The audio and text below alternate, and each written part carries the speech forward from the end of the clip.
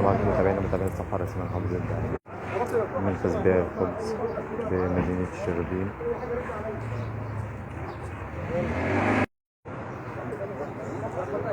مركز بيع الخبز في رأس مركز مدينة شربين. كميات من الخبز متوفرة زي ما حضراتكم شايفين. نذكر حضراتكم إن المراكز اللي تم افتتاح منافذ فيها النهاردة: مركز كرنس، مركز بالقاس، مركز شربين، مركز طلخة، ومركز أجا والسنبلاوين. ويتم البيع بداية من الساعة 10 لحد أقصى 40 رغيف للبطاقة الواحدة. كميات متوفرة زي ما حضراتكم شايفين من الخبز.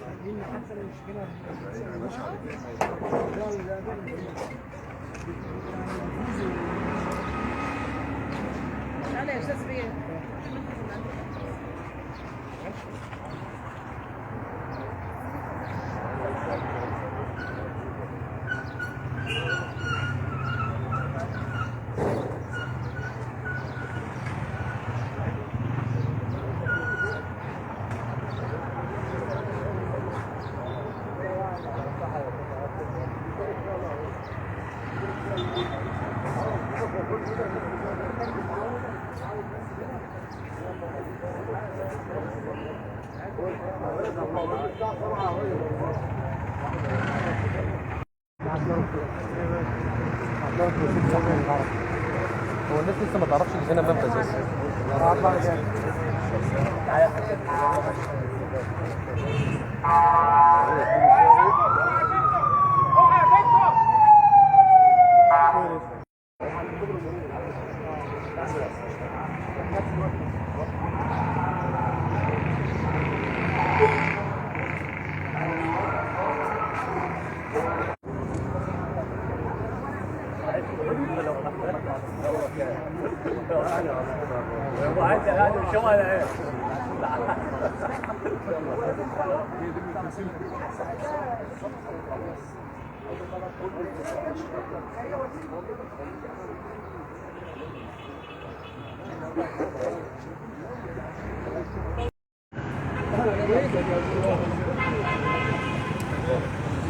السلام عليكم متابعينا متابعين الصفحة الرسمية محافظة الدقهلية في بث مباشر جديد من رأس مركز مدينة بالقاس، منفذ توزيع الخبز في مدينة بالقاس. زي ما نوهنا لحضراتكم قبل كده ان بيتم النهارده افتتاح 15 منفذ، منهم 3 في رأس مركز مدينة بالقاس. بيتم العمل بيهم من الساعة 10 صباحا حتى انتهاء الكمية، وبيتم الصرف لحد أقصى 40 رغيف للفرد الواحد. خطوه محترمه جدا من المحافظه، وخطوه محترمه جدا. في غدا حمادي من التموين يا جماعه، ويا ريت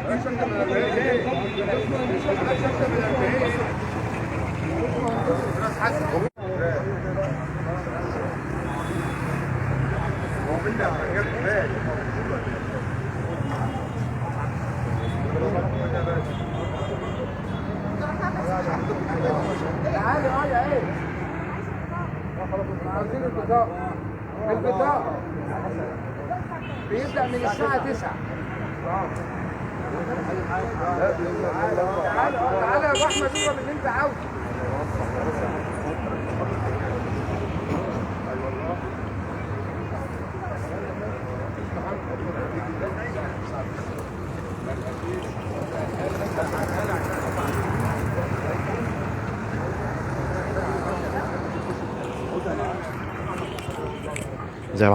زي ما حضراتكم شايفين في كميات كبيرة موجودة من الخبزات داخل المنفذ.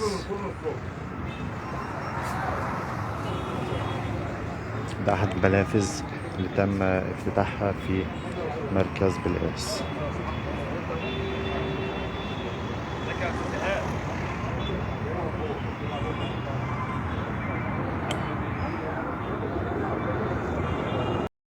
السلام عليكم متابعين الصفحة الرسمية من أمام أحد منافذ رأس مركز بمدينة بالقاس.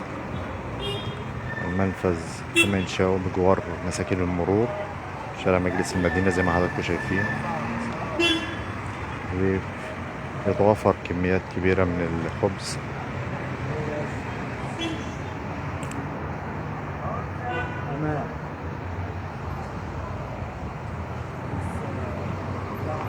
يتم التوزيع بداية من الساعة 10 صباحا حتى انتهاء الكميات المعروضة، طبقا لتوجيهات اللواء طارق مرزوق محافظ الدقهلية بفتح المنافذ في جميع مراكز ومدن المحافظة. نذكر حضراتكم ان النهاردة تم افتتاح منافذ بمراكز كرنس والناس وشربين وأجا والسنبلاوين وطلخة. 15 منفذ تم افتتاحهم النهاردة، بالإضافة ل7 منافذ تم افتتاحهم قبل كده.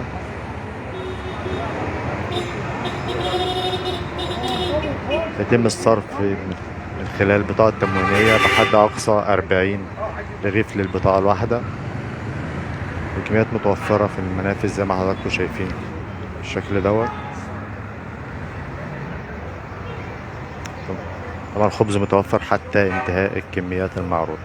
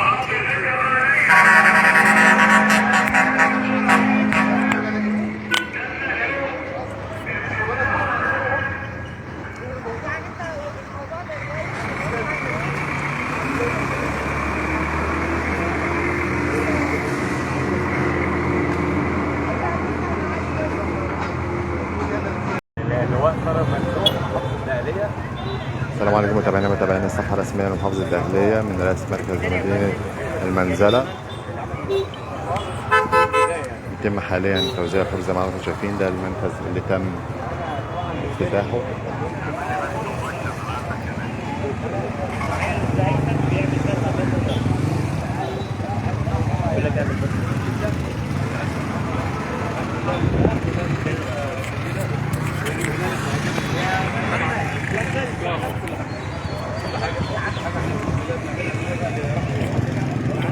المنفذ موجود في ميدان الأنصاري زي ما انتم شايفين. بيتم توزيع الخبز بداية من الساعة 10 إن شاء الله. دي رقابة مباشرة.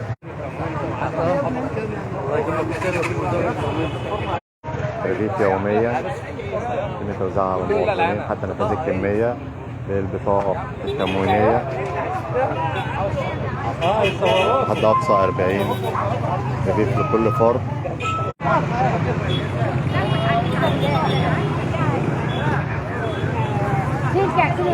زي ما حضراتكم شايفين في كميات لسه متوفرة من الخبز بيتم الصرف للمواطنين من خلال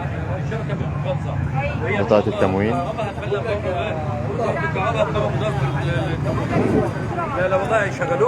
المنفذ موجود في ميدان الأنصاري بمدينة الجمالية، ويتم التوسع إن شاء الله في باقي المراكز والقرى. وعدد المنافذ اللي تم افتتاحها لحد الآن 31 منفذ متوزعين في مراكز المنزلة والمطرية الجمالية. كان قبلهم تم افتتاح في مركز طلخة وفي مدينة المنصورة والسنبلاوين وأجا وشربين وبالقاس.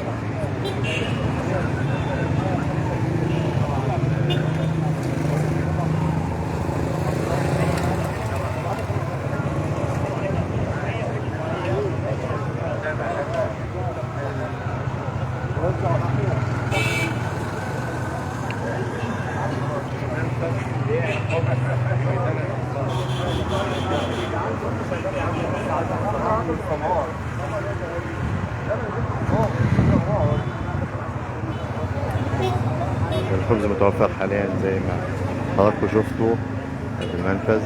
لسه في كميات كبيرة موجودة، وبيتم توزيع 10,000 رغيف على كل منفذ، توزيعها على المواطنين بالبطاقة التموينية بحد أقصى 40 رغيف لكل قطاع،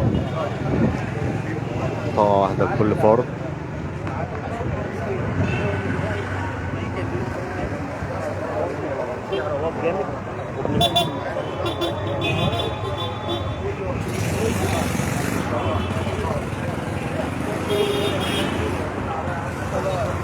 كنا مع حضراتكم في بث مباشر من مدينة المنزلة لافتتاح منفذ توزيع الخبز في ميدان الأنصار في مدينة المنزلة. شكرا لحضراتكم. عليك على النت النهارده.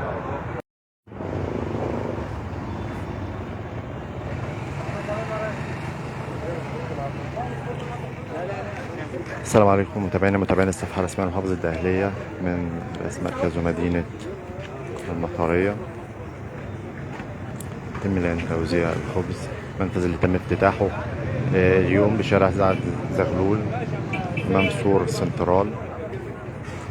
منفذ توزيع الخبز بيبدأ عمله الساعة 10 صباحا، ويتم توفير كمية زي ما حضراتكم شايفين 10,000 رغيف كل منفذ حتى انتهاء الكمية، بتوجيهات من القيادة السياسية بالتعاون مع مديرية التموين لتخفيف العبء عن المواطنين وضمان وصول الدعم إلى مستحقيه، ومحاربة جميع أنواع التلاعب والإتجار في الخبز. زي ما انتم شايفين في كميات متوفرة كبيرة. منفذ بشارع سعد زغلول أمام سور السنترال.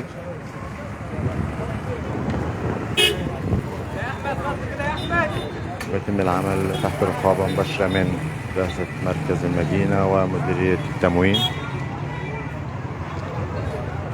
كميات متوفرة زي ما انتم شايفين. لا خلاص عاملين بقى كده.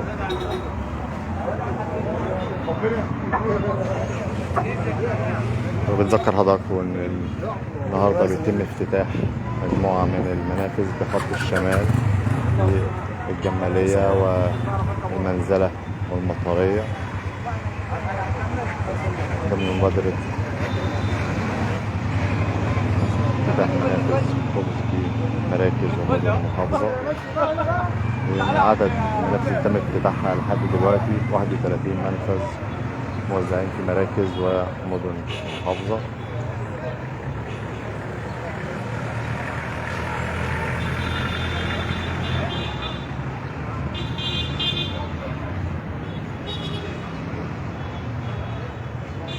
منفذ موجود في مدينة المطرية زي ما حضراتكم شايفين في شارع سعد زغلول بجوار سور السنترال.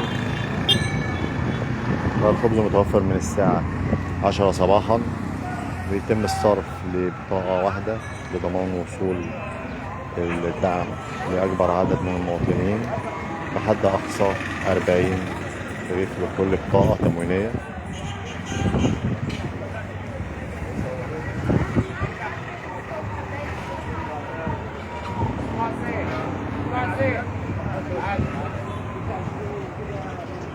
زي ما حضراتكم شايفين في توفر كميات من الخبز.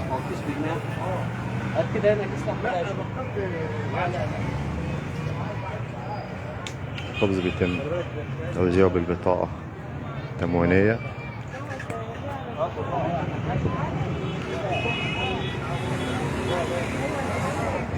بطاقة تموينية واحدة لكل مواطن بحد أقصى 40 رغيف لكل بطاقة تموينية لضمان وصول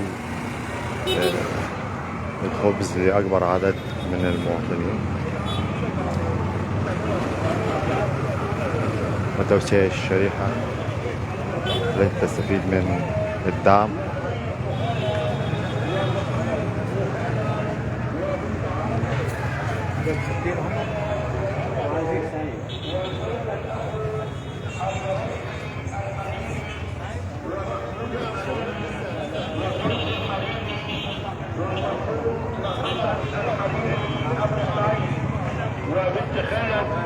الحاج محمد ابو فهمي.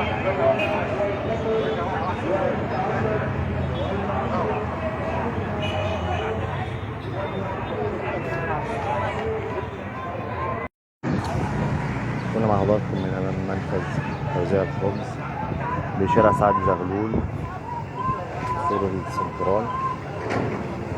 هنتم متابعة توزيع الخبز على المواطنين تمام كده.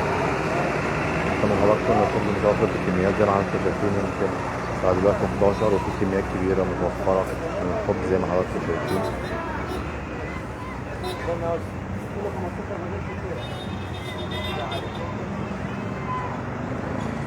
شكرا لحضرتك.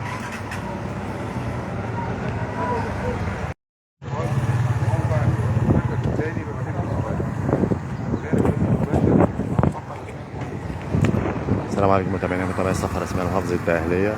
بس مباشر جديد من مدينة المطرية، أحد منافذ بيع الخبز شارع سعد زغلول. شارع سعد زغلول.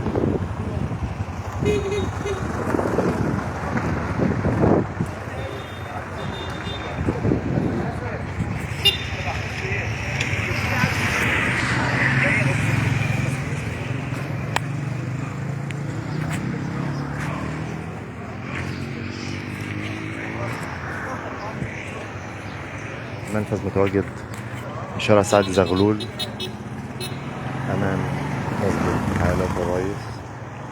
في كميات متوفرة زي ما انتم شايفين، وبيتم حاليا توريد كمية أخرى من الخبز.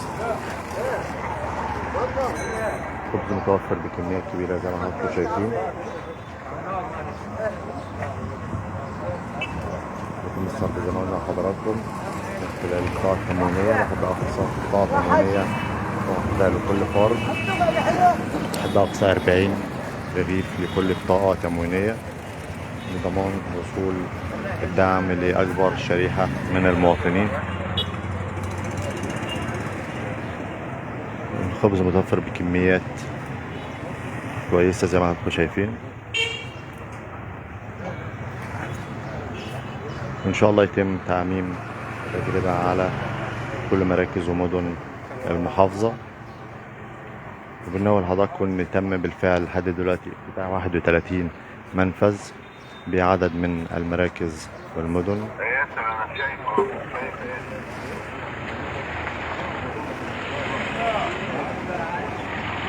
بدأناها بمدينة المنصورة وطلحة، ويتم افتتاح عدد من المنافذ الأخرى بالسنبلاوين وآجا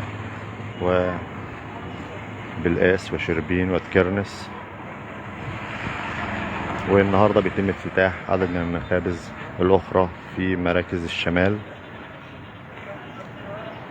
الجمالية والمنزلة والمطرية.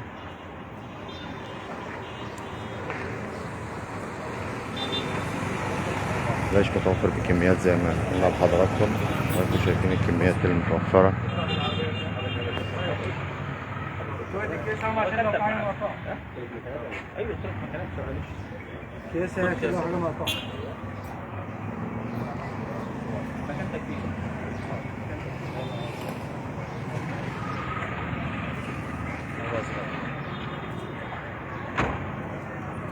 وبنتابع مع حضراتكم افتتاح المنافذ جميع المراكز ان شاء الله. شكرا لحضراتكم. السلام عليكم. السلام عليكم متابعينا متابعين الصفحة الرسمية لمحافظة الدقهلية من قرية العصافرة بمركز المطرية. حضراتكم شايفين منفذ زي ما قلنا لحضراتكم تم افتتاحه في قرية العصافرة، وبيتم العمل فيه. منفذ زي ما قلنا لحضراتكم تم افتتاحه في قرية العصافرة، يتم العمل بدءا من اليوم ان شاء الله.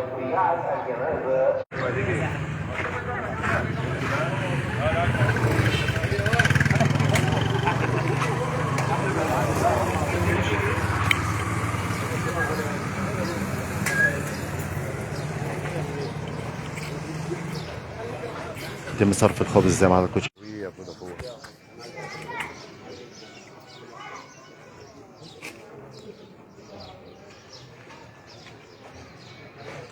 يتم توزيع الخبز زي ما قلنا لحضراتكم حاليا.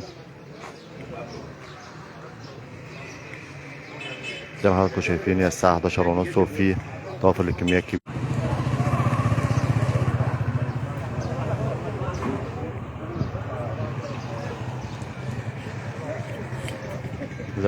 زي ما حضراتكم شايفين الساعة 11:30 ولسه في كميات كبيرة من الخبز موجودة في المنفذ حاليا.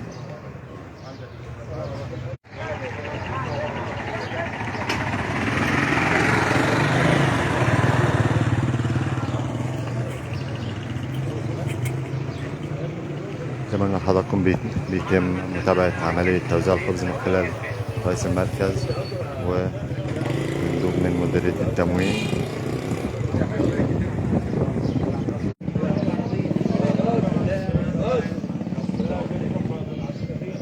المنفذ زي ما قلنا لحضراتكم موجود بقرية العصافرة أمام المسجد الكبير.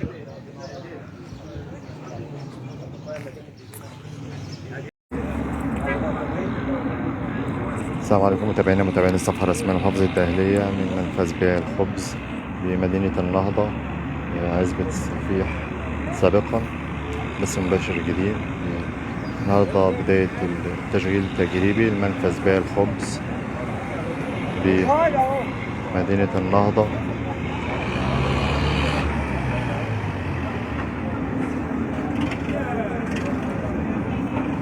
زي ما احنا شايفين في إقبال من المواطنين.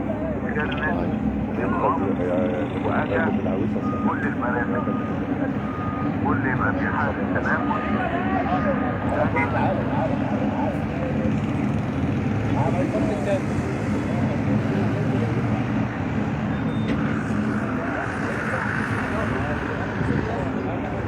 كميات متوفرة زي ما حضراتكم شايفين.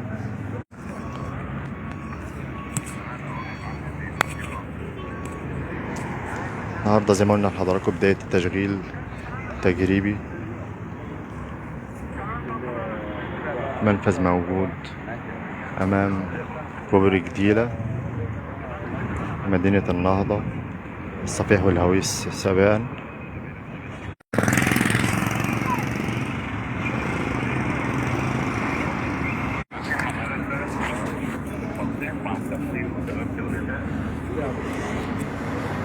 زي ما قلنا لحضراتكم النهارده بداية التشغيل التجريبي لمنافذ بيع الخبز نطاق حي شرق. منفذ سابقا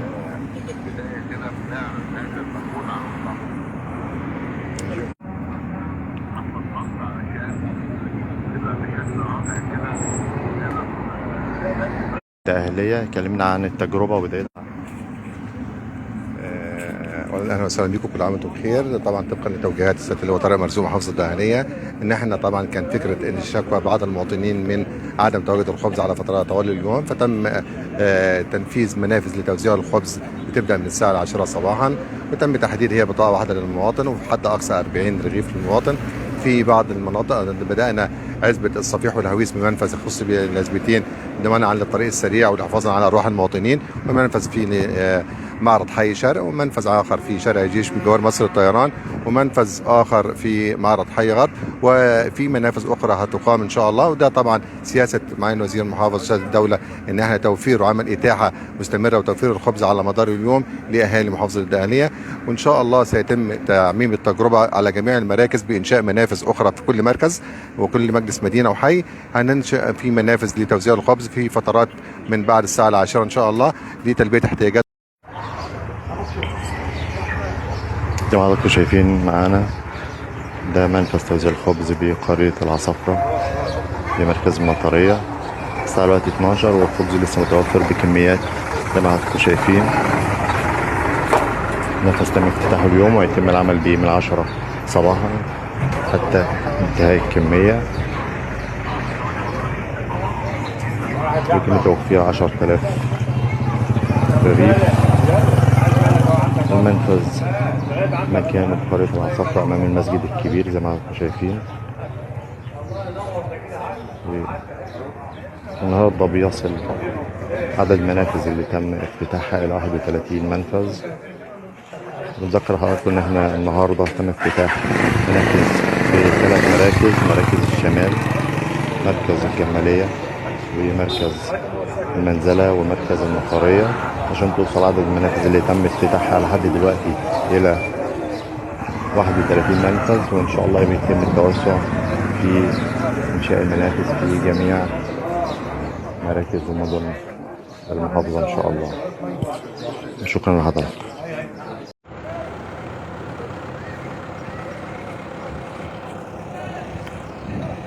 السلام عليكم متابعينا الصفحة الرسمية لمحافظة الدقهلية. النهاردة افتتاح منفذ جديد لتوزيع الخبز بتقاطع شارع بنك مصر مع السكة الجديدة. كان زي ما حضراتكم شايفين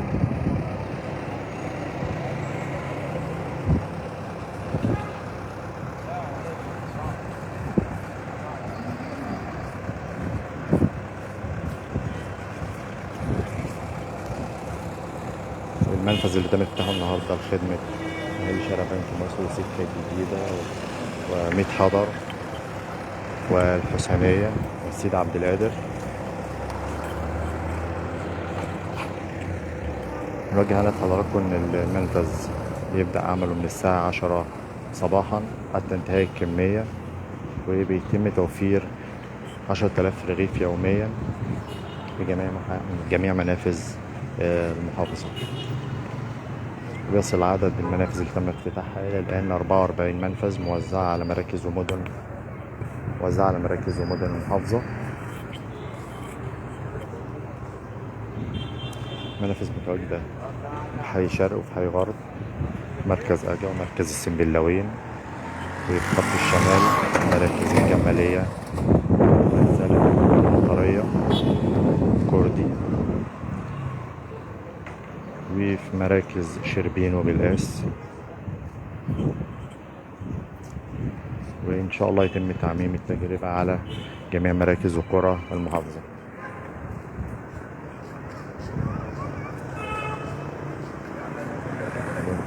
وتم إلى الآن افتتاح 44 منفذ على مستوى مراكز ومدن المحافظة.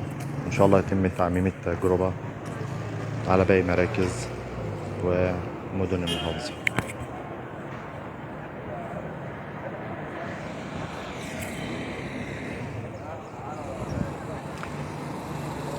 بيتم صرف الخبز من خلال البطاقة التموينية، بطاقة واحدة لكل فرد، بحد أقصى 40 رغيف لكل بطاقة تموينية.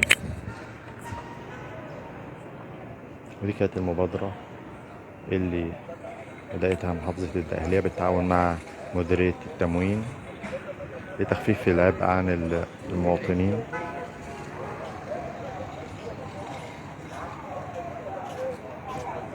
ومحاربة الإتجار بالدعم الموجه للمواطنين ووصول الدعم إلى مستحقيه. طبعا زي ما حضراتكم شايفين الساعة دلوقتي الساعة 11 والخبز متوفر زي ما حضراتكم شايفين داخل المنفذ بكميات كويسة.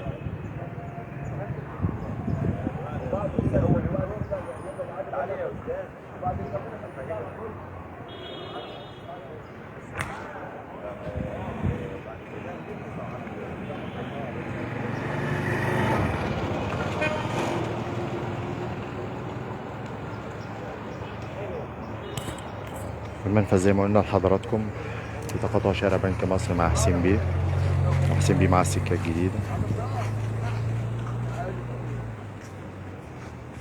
وبيتم الصرف بالبطاقة التموينية، حد أقصى بطاقة واحدة لكل فرد و40 رغيف لكل بطاقة تموينية. هنشوف مع حضراتكم مدى توافر الخبز زي ما حضراتكم شايفين، وادي جودة الخبز.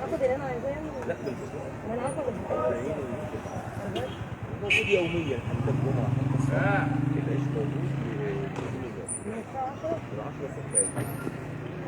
وجودة عالية. في زي ما حضراتكم شايفين في رقابة مباشرة من محافظة الدقهلية ومديرية التموين للتأكد من جودة الخبز المنتج والالتزام بالشروط والمعايير الموضوعة من صرف الخبز لبطاقة واحدة بحد أقصى 40 رغيف لكل بطاقة لتوسيع الشريحة المستفيدة من الخبز المدعم.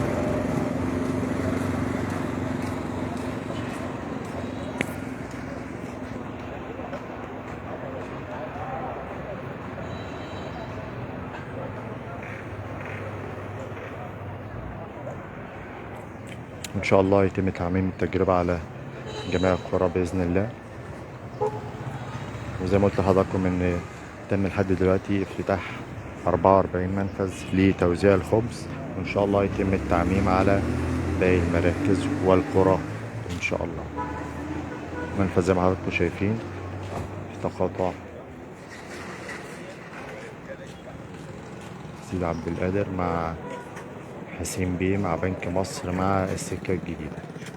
المنفذ بيعمل يوميا من 10 صباحا حتى انتهاء الكمية، ويتم توفير 10,000 رغيف يوميا لكل منفذ. شكرا لحضراتكم.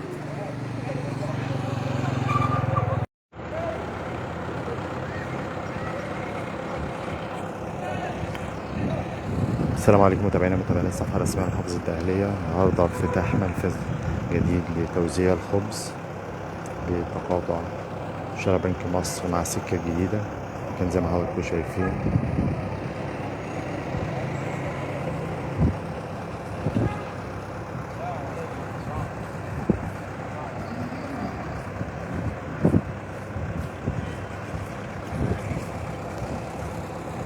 المنفذ اللي تم افتتاحه النهارده لخدمة أهالي شارع بنك مصر والسكة الجديدة وميت حضر والحسينية والسيد عبد القادر.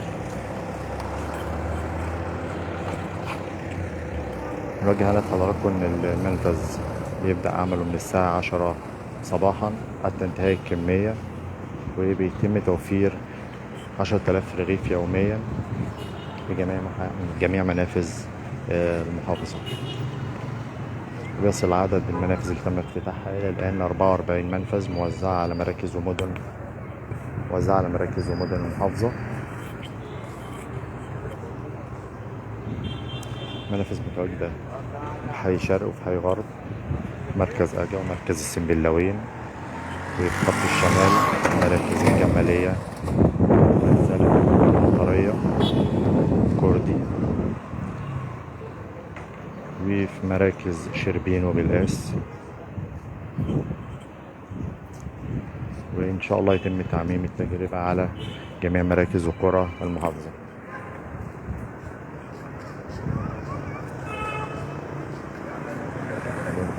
وتم إلى الآن افتتاح 44 منفذ على مستوى مراكز ومدن المحافظة. إن شاء الله يتم تعميم التجربة على باقي مراكز ومدن المحافظة.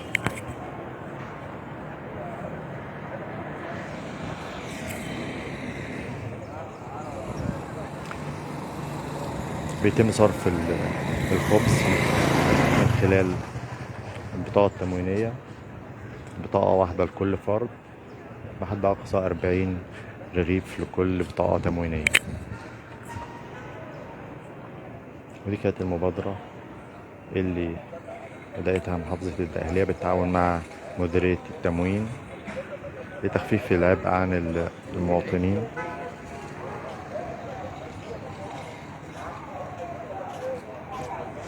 ومحاربة الإتجار بالدعم الموجه للمواطنين ووصول الدعم إلى مستحقيه. طبعا زي ما حضراتكم شايفين الساعة دلوقتي الساعة 11 والخبز متوفر زي ما حضراتكم شايفين داخل المنفذ بكميات كويسة.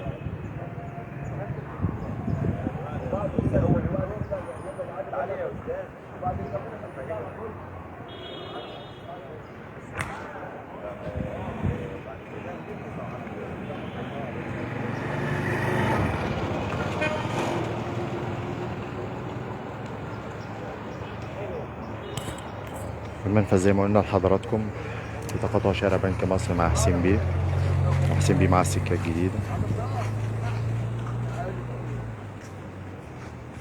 وبيتم الصرف بالبطاقة التموينية حد أقصى بطاقة واحدة لكل فرد و40 رغيف لكل بطاقة تموينية. هنشوف مع حضراتكم مدى توافر الخبز زي ما حضراتكم شايفين، وادي جودة الخبز. موجود يوميا حتى الجمعه حتى الساعه العيش موجود من 10 صفات وجوده عاليه. في زي ما حضراتكم شايفين في رقابة مباشرة من محافظة الدقهلية ومديرية التموين للتأكد من جودة الخبز المنتج والالتزام بالشروط والمعايير الموضوعة من صرف الخبز لبطاقة واحدة وحد أقصى 40 رغيف لكل بطاقة لتوسيع الشريحة المستفيدة من الخبز المدعم.